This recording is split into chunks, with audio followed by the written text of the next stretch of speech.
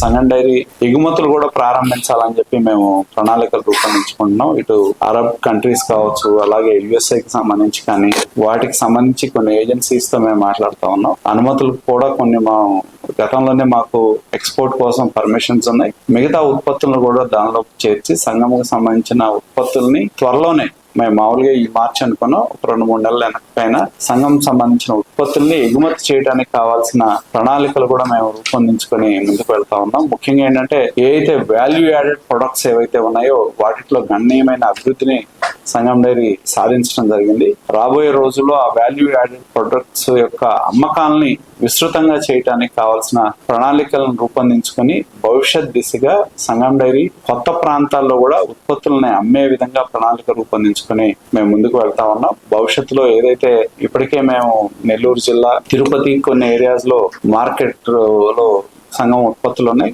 భవిష్యత్తులో చెన్నైలో కూడా సంగం డైరీ ఉత్పత్తులు, ఇప్పటికే నెయ్యి ఇటువంటి ఉత్పత్తులను అమ్ముతా ఉన్నాం. మిగతా పాలు అనుబంధ ఉత్పత్తులను కూడా అమ్మటానికి ప్రణాళిక రూపొందించుకొని భవిష్యత్తులో ముందుకు వెళ్తామని చెప్పి కూడా తెలియజేస్తా ఉన్నాం.